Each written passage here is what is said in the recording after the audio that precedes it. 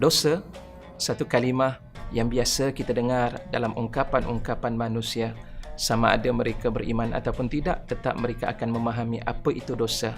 Bagi orang yang beriman kepada Allah Subhanahu wa taala, dosa adalah merupakan satu bebanan yang akan dibawa kelak apabila berada di hadapan Allah Subhanahu wa taala, dan dia tidak mampu untuk dibayar dengan apapun selagi kita tidak menebusnya ataupun kita tidak menghapuskannya semasa kita berada di muka bumi Allah Subhanahu wa taala. Lantaran daripada itu, tuan-tuan para hadirin yang dikasihi dan dirahmati oleh Allah Subhanahu wa taala, ingatkan diri kita agar jangan kita melakukan dosa walaupun dosa tersebut adalah merupakan dosa yang kecil. Kenapa tuan-tuan dan puan-puan sekalian?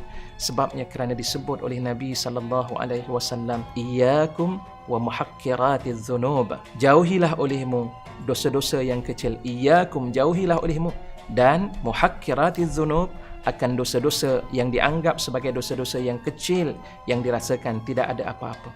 Kadang-kadang kita bercakap dengan perkataan-perkataan yang kotor. Kita mengumpat, kita memfitnah orang, kita bercakap dengan ucapan laknat, bahasa-bahasa yang tidak memberikan kebaikan. Maka jauhilah ucapan-ucapan seumpama ini. Rasulullah menyambung dalam hadis tersebut bahawa dosa-dosa yang kecil ini diumpamakan seumpama ranting-ranting yang kecil. Satu ranting kalau sekiranya kita bakar, dia tidak memberikan bahaya kepada kita. Sebatang mancis yang kita hidupkan, kita sentuh mancis tersebut, ia terasa sakit, tapi tidaklah sampai membunuh diri kita, tidaklah sampai merosakkan diri kita.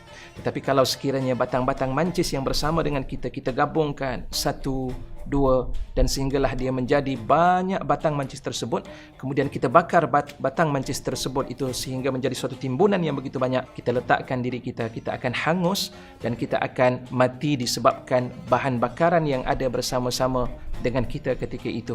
Begitulah tamsilan dan gambaran berkaitan dengan dosa. Waktu kecilnya dia tidak seakan tidak memberikan kesan, tapi bila dosa itu telah menguasai diri kita, hidayah tidak akan masuk untuk memberikan kepada kita peringatan-peringatan dan juga amaran daripada Allah Subhanahu wa taala. Orang yang beriman kepada Allah menganggap bahawa dosa kecil itu adalah umpama seakan dia duduk di bawah bukit yang tinggi, yang ketika itu ada batu yang besar nak jatuh ke bawah. Waktu itu dia merasa begitu takut dengan batu yang hampir jatuh ketika itu.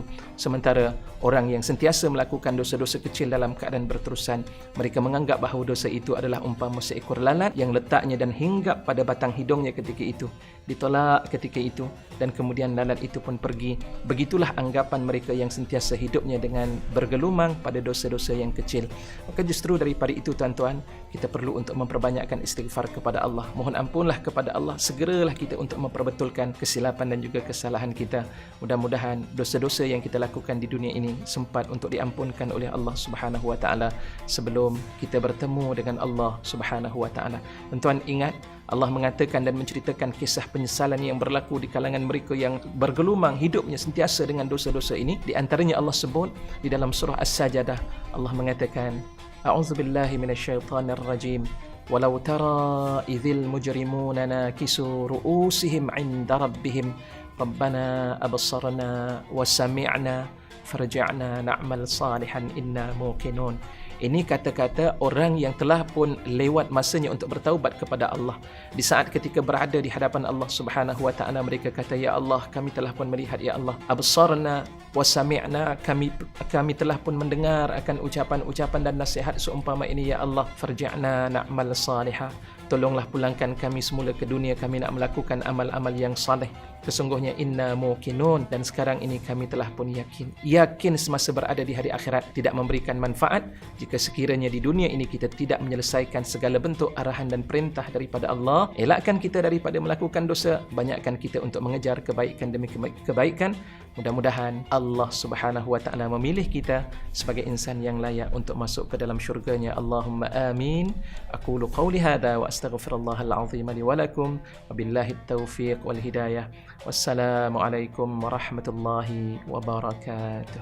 Sampaikanlah dariku walaupun satu ayat.